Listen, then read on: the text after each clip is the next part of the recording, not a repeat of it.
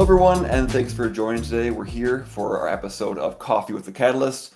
We bring in business leaders to talk about different things in the world of leadership and business and digital strategy in some cases too. And today I'm super excited because we have Dr. Gurner with us. I've been a member of her newsletter, Ultra Successful, now for I think a yearish, maybe in that too. It's a great newsletter for business leaders and people who are looking for kind of that executive bite-sized coaching that Dr. Gurner can offer.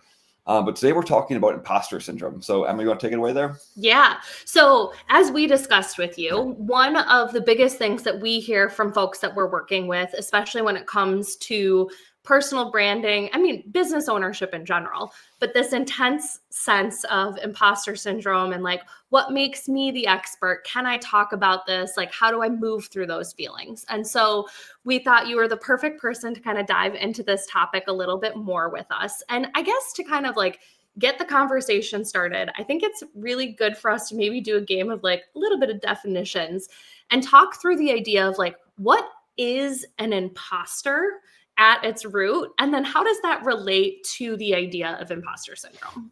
I think it's fantastic to start off with exactly what an imposter is. I think starting with the definition makes a lot of sense. You know, if you're an imposter is someone who has no expertise. They're completely faking it. So if you say that, I'm an attorney, but you're an imposter, you have no legal training. You have no ability to, to execute the law. You didn't pass the bar. Like, you are an imposter.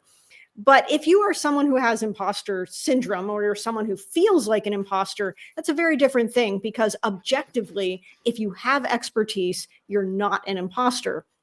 And so by, kind of that definition, you have to acknowledge that when you have a feeling of being an imposter, that definitionally and objectively, you're not. So there has to be that discrepancy that exists to be able to kind of make way and make room for beginning to kind of move the process forward. You're actually not an imposter objectively, even if you don't feel that way. So you start from that position, and then you're able to kind of move forward a little bit. You have actual knowledge. You probably have additional experience in that particular area. So starting from that point makes sense. But I think that's such an important thing, because like when we were having this conversation getting ready for the recording, you mentioned this idea and I was like, oh, it's where we've got to start, because I think so many people think I am not the most experienced, so that makes me an imposter, as opposed to what you just shared as like the actual definition of it. Right. And I think one of the things that's so interesting about that is comparing yourself to the person who's the preeminent expert is very different than saying, I have absolutely no expertise whatsoever. Right. It's almost more of the intentionality behind it, right? If it's not like a malicious thing where you're trying to be something you're not, it's truly just you're uncomfortable doing whatever that next step might be, but you have some expertise in that area too. I think that makes sense, James. And I think it's a really important shift to say that maybe I'm not an imposter, I'm just uncomfortable. Yeah. Oh, that right there, that's the quote of the day, I think. I love that. So when we start to look at like taking steps to maybe like really lean into that idea of like, okay, I'm not an imposter and I need to overcome this fear and this discomfort that I have, what's the first step to really like overcoming that feeling of being an imposter? I think the first step is really acknowledging that you're not going to be an expert in everything. And that is how everyone functions. There is no one on earth who is the expert in everything. So I think acknowledging that first off is important, but then acknowledging, where am I really, really solid in? What am I good at? What do I carry expertise in? What are the insights and kind of thoughts that I have, ways in which I operate that maybe I take for granted? Most people have things that they do that are easy and second nature that they completely disregard as being things that other people might be interested in or really find insightful or useful or helpful. There are people that I follow on social media all the time around things like estate planning and tax planning that say very basic things that to me are completely new and important and novel, and I appreciate. And so I think that everyone kind of carries those things that they can bring forward to the world and actually share and teach other people some really interesting things. One of the things that we talk a lot about with people when they're starting like content creation journey is so closely tied to this. And it's always to start with the 101 lesson. Yeah. And like helping people really position themselves as like, start with the stuff that is, like you said, is second nature to you. feels really elementary, like definitions and things that other people that are just starting their journey are going to learn from and gain value from. Yeah, I think you start from things that to you are easily defendable because they feel the least risky. I mean, if I say something, I mean, and this has certainly happened, like if I say something on social media about a very basic psychological concept and someone says, "Oh, Dr. Gurner, you don't know what you're talking about." You can easily say, I kind of know something about what I'm talking about in psychology. I've studied it for 8 to 10 years. Somebody gave me a doctorate. Like, there are ways in which you start to feel a little bit more comfortable with things that are easily defendable. And I think that for this particular thing, if you take those chances in the areas of your expertise, what you often find as well is that not only are those things easily defendable if you need to, but that usually the worst case scenarios don't happen. No one usually calls out these basic things and says, "Oh, these aren't true," or "Oh, you're really an idiot," or any of those things that sometimes people fear. That kind of rarely happens. And when it does, and it happens in an area you're really confident in and very much an expert in, it kind of doesn't hit you in the same way as something you're really uncertain about anyway and kind of putting out to the world. And you feel uncertain, and then that other person saying something makes you feel even worse. So do it something that you can stand in confidence in. And I think that helps you really kind of dip your toes in the water and start to feel like what the environment's like. It's like entering a cocktail party and you don't really know anyone at the party yet. You're kind of feeling out the environment and you test it out with some really easy openers and conversation. And then as you get to know people, you can kind of push into other conversation. You start to read the signals, you start to understand the environment, and you get more comfortable yourself. Yeah, I love that analogy of like using it like a party and kind of getting comfortable with it. And I've seen those Twitter threads too, where people start questioning your authority and all that process, which is always entertaining. Yeah. But I like your point though, that if you're talking about things that you're confident in, you're starting with that side of things, even if someone leaves a mean comment, which tends to be our fear, right? Is how we are perceived. We're social animals we're concerned about that. And if that's your biggest concern, but you're confident in your abilities with the things you're saying, it makes it much more easier to take that step versus trying to talk about those things that might be more advanced that you're not super comfortable with, which like I'm always saying, we always tell people when it comes to creating content, start with the 101 stuff. Start with the stuff that your customers are asking you every single day about that you can answer very easily, because that way it's super defensible. But I think that's a really good starting point too. I think the other thing to recognize is that you have a lot more control in your environment than you think. You can hide comments, delete comments, depending on what platform you're on. If someone does say something, if you're on Substack Notes, you can delete it. If somebody says something on Twitter, you can hide it. There are a million ways that you can actually make the negativity disappear if you want to. So those are other things too, is you have a lot more control in these environments than you actually have in the outside world. That's a really good point. I've thought, like, I've seen that on TikTok, for example. You can use certain words that you don't want to show up and things to like just even remove them from your comments as a whole. So that's a really good reminder to use some of those tools that are at our disposal. But now I'm going to throw like a full wrench into it. So we've gotten to the point where we're talking about things that we're comfortable. We're getting maybe a little bit more acclimated in our dinner party or our networking event. How do we start to take the steps outside of our comfort zone then?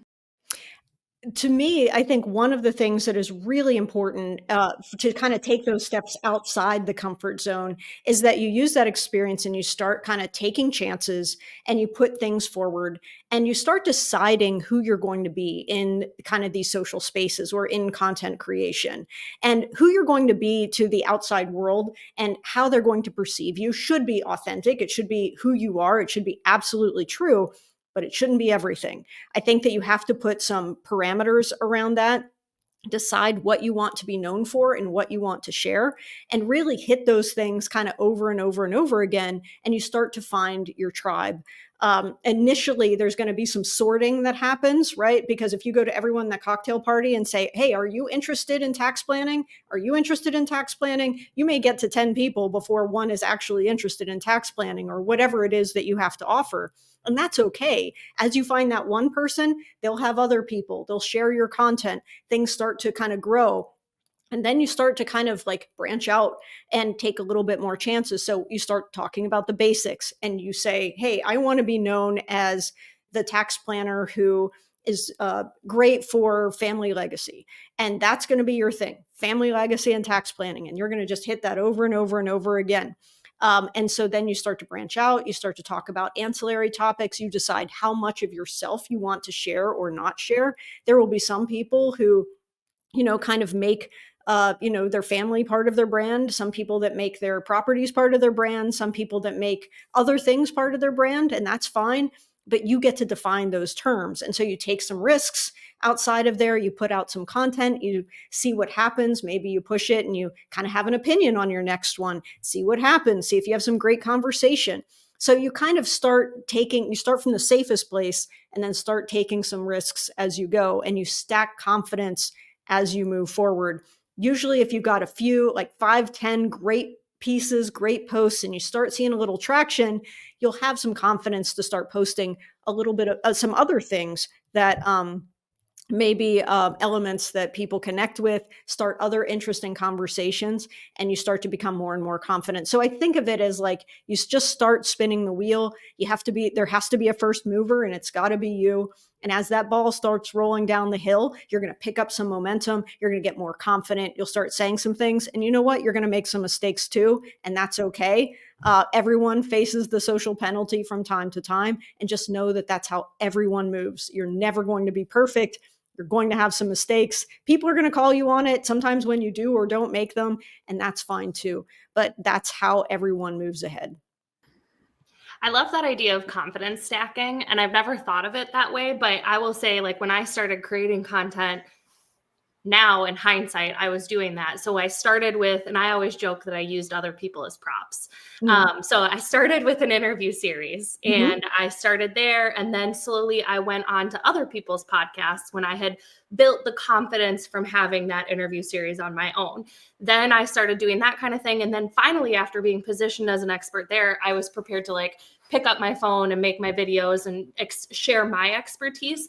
But now in hindsight, I was confidence stacking to get to the point where I felt comfortable putting my views out there. So I really like that nugget there of how to kind of frame that for people moving forward.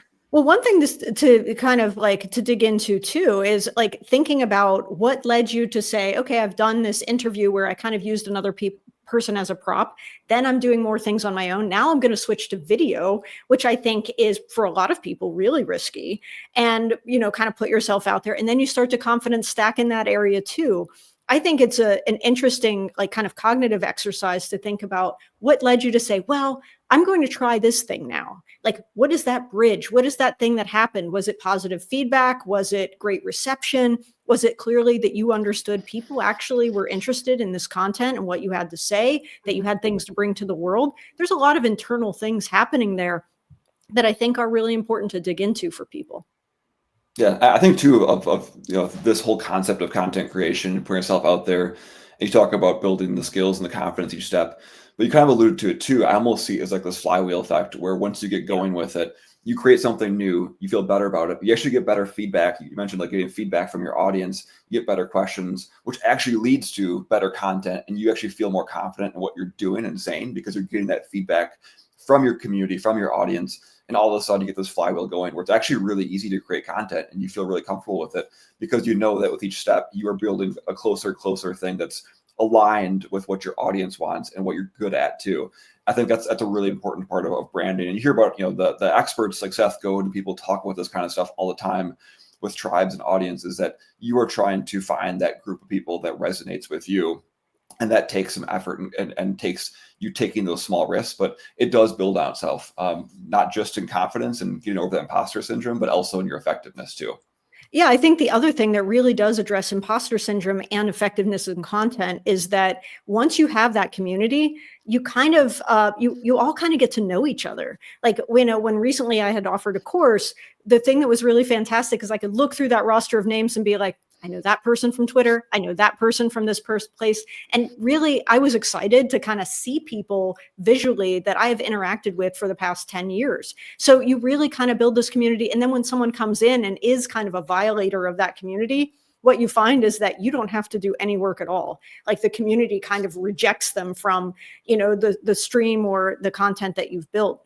and you have a lot of positive momentum. And so I think that it really does become this really virtuous cycle where you all are excited about the same stuff, that people both amplify your content, but also amplify the fact that like you believe that you have something of value to put into the world. People then see that value. It kind of reduces any kind of sense of imposter syndrome. And then you start doing more and more. And so, we all kind of like validate each other in some ways, but also validate our deepest knowledge, which is that we do know some things that we want to put in the world. We can build this brand that people get to know us for, and that it can be something that benefits other people and as well as benefiting you. So it's this wonderful thing that begins to be created.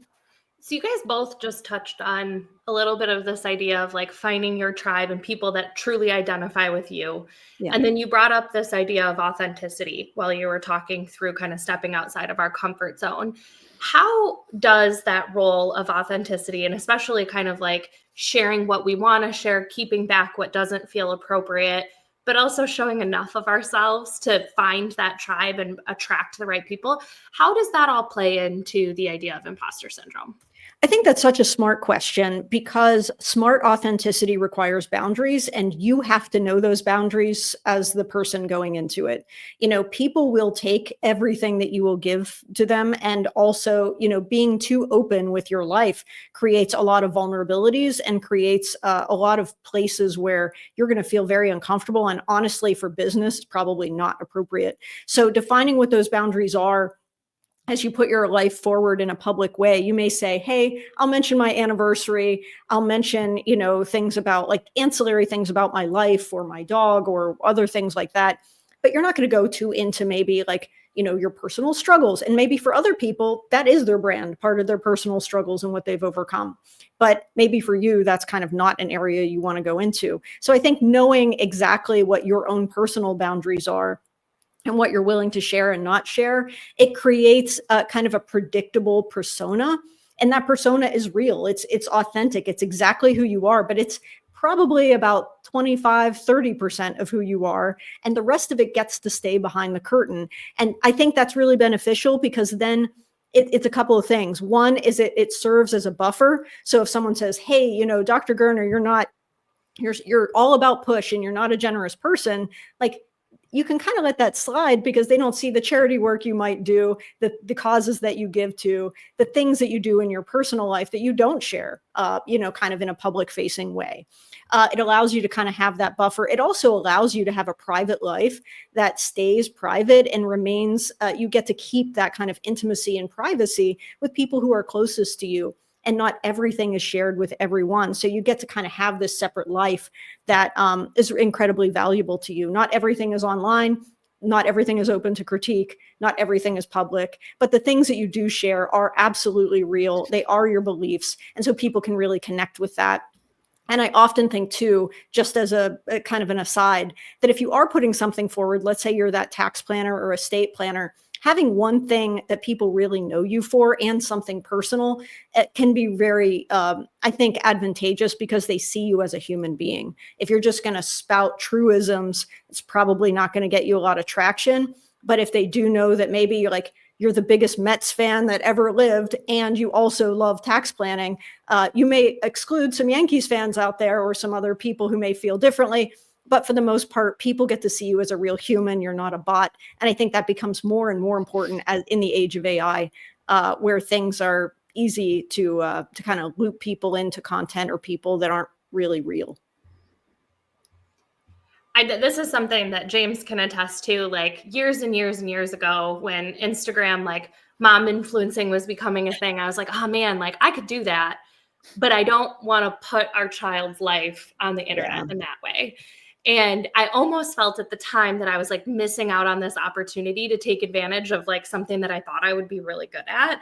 And then I just needed to wait a few years for like things to come into place for it to help build my career. And people know our kids, we share this much of who they are. Right. And people know things about James and I, but again, you got to actually get to know us to know all of the details. But that doesn't mean that we don't show up authentically. It just means we're not showing everything. And I think that that's a really important piece to put out there, because I think there are some people that from an outside perspective, maybe think that they do know everything. And they're Yeah. like, oh, I could never share as much as Emma does, without realizing how much is left behind. I agree. I think that's why reality TV gets so destructive in relationships too, because they are oversharing, and then you're kind of there's a lens that really shouldn't be there. And so, yeah, I think that's really wise. People do feel like they get a sense of who you are, but that sense of who you are and who you two are together is also probably a really connecting feature for a lot of people too. They're like, oh, those guys are great. I love how they are together, and they enjoy how you show up and what you have together. And there's some aspirational element in that as well. So I think that like those types of things can be so beneficial, but also knowing where those lines are so that it isn't like, you and James trying to share a wonderful anniversary and you can't get the phones out of the way and every moment has to be videotaped and, like, oh, you have to make sure his gift is placed in the right way for the Instagram photo. And like, sometimes those things can just ruin a moment and be frustrating and be intrusive in relationships. So it's good to have lines. No, that makes sense. I think too, it's for me, when I think about content and showing up for my audience, it's also the intentionality behind it. I'm trying to serve people. I'm trying to help people legitimately grow through their business and what they're doing. And part of serving people is showing up as my authentic self, which comes with some personality and some some of my personal stuff behind it. But some random stuff in my life that might get clicks or engagements or likes or that kind of stuff, but doesn't serve my audience. That's the kind of stuff where I see that line being kind of drawn, where it's like, no, this is not really me showing up authentically to serve my audience. This is me trying to throw my personal life on the internet for clicks. And I think that's where people get kind of confused when it comes to social things. Is like, what's the intentionality behind it? And are you truly serving your audience? Or even serving your own goals and aspirations of what you want to do in life through what you're creating? Or are you just trying to play the algorithm? And because sometimes everyone knows you post kitten pictures, like you will get impressions and clicks and stuff, but like that's not really serving your audience to do that unless you're in the kitten business. So no, you're absolutely right. And I think one of the things that you talk about and it alludes to is that knowing what does serve the algorithm can pull you into it, and you have to be sure that you're resisting it, right? Yes. Like saying very controversial political takes, for example, could get you a lot of traction, but then you're going to lose half of your, potential customers or, people's respect, candidly. So there are a lot of other things to kind of navigate there. And don't give away my pictures of chickens or farm. It does help the algorithm, but I actually do love them, and I hope other people love them too. Yeah, that was not a knock on your animals. I always enjoy the farm. That's okay, James. Really loves your animals. I can take it. It's all right. The other day we were driving down the road and he said to me, maybe we should buy a farm. And I was like, no, don't get any ideas. I'm not a farm lady. You could become one. Yeah. Well, thank you so much for joining us for the conversation and for sharing so much with our community. And if you're not, make sure that you start following Dr. Gurner, whether it's on LinkedIn or Twitter, X. Subscribe to our newsletter. There's a lot of value there. But thank you again for sitting down with us, and have a wonderful day, everyone. Thank you so much. Thank you.